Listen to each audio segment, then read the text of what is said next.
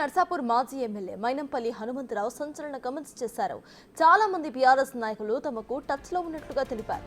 2 మంత్రి పదవులు ఇస్తే చాలా మంది కాంగ్రెస్ లో వచ్చేందుకు సిద్ధంగా ఉన్నారని అన్నారు. తాము గేట్లు తెరిస్తే చాలు బీఆర్ఎస్ నాయకులు తట్టుకోలేరని అన్నారు.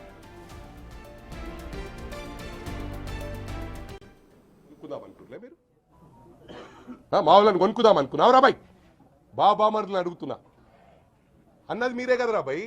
ఇవాళ ఎందుకు బాధపడుతుర్రు? ఇవాళ ఆపేసినాం మేము. అటువంటి చేయలే. గేట్లు ఓపెన్ చేస్తే మొత్తం పడొస్తారు. ఇట్లా 2 మంత్రులు ఇస్తే మొత్తం ఖాళీ అవుతుంది. ఆల్రెడీ ఒకరు మాట్లాడిర్రు, మాకు 2 మంత్రులు ఇన్రి మొత్తం 26 మందిని తీసుకొని వస్తామన్నారు. తెలుగు నాదురా సోయు నాదురా ఎందుకు రెచ్చగొడుతురు? మళ్ళీ ముందే మా రేవంత్ అన్న మొండి, కింద పడ్డా మీద పడ్డా అదే అంటాడు, అదే మాట అంటాడు. ఆయన ఎందుకు రెచ్చగొడుతున్నారు మీరు? ఉట్టిగా గెలకకుర్రు రాబాయి. మీరు మీ బొంద మీరు తవ్వుకుంటుర్రు అంటే మా వాళ్ళ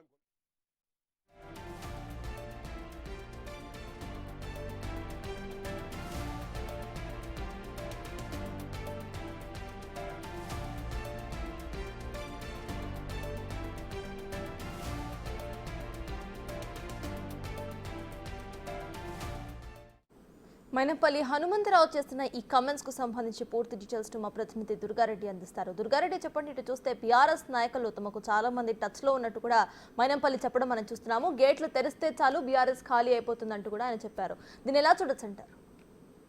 అంటే ఇప్పటి వరకు గతంలో మాత్రము బీఆర్ఎస్ సంబంధించిన ఎమ్మెల్యేలు, ఎంపీలు, ఇతర ప్రజాప్రతినిధులు కూడా కాంగ్రెస్ లో చేరికలు ఖాయమైన సందర్భంలో కూడా ఉమ్మడి మెదక్ జిల్లా చూసినట్లయితే ఇప్పటి వరకు అయితే ఆ పడంచేరు ఎమ్మెల్యేకి కూడా మైపాలరెడ్డితో పాటు మాజీ మంత్రి ప్రస్తుత నర్సాపూర్ ఎమ్మెల్యే సునీత లక్ష్మారెడ్డికి కూడా చేరుతున్నారు. అదేవిధంగా దుబ్బాక ఎమ్మెల్యే కొత్త ప్రభాకర్ రెడ్డి కూడా చేరికలు ఖాయమై మాకు వచ్చి కలిసిపోయారని చెప్పి కూడా గతంలో జరిగిన పరిణామాలు మనకు తెలుసు. అదే దాంతో పాటు ఇటీవల నిన్న మాత్రం ఇక్కడ జరిగిన ఏదైతే వినాయకుని నిమజ్జన కార్యక్రమంలో సునీత లక్ష్మారెడ్డి ఇంటిపై గొడవ జరిగిందని చెప్పి నిన్న హరీష్ రావు ప్రెస్ మీట్ పెట్టాము. దాని తర్వాత ఈ రోజు కూడా మైనంపల్లి కాంగ్రెస్ సంబంధించిన మాజీ ఎమ్మెల్యే మైనంపల్లి హనుమంతరావు, అదేవిధంగా ఆవుల రాజుడి నర్సాపూర్ ఇన్ఛార్జ్ వీళ్ళంతా కూడా ప్రెస్ మీట్ పెట్టడం, జిల్లా అధ్యక్షుడు మన ఆంజనేయులు గౌడ్ వీళ్ళంతా కూడా కామెంట్ చేస్తున్నారు. గతంలో మేము వాళ్ళు వస్తామంటే కూడా మేమే వద్దని చెప్పాము. గతంలో కూడా ఇప్పుడు కూడా అడిగి చాలా మంది ఉన్నారు.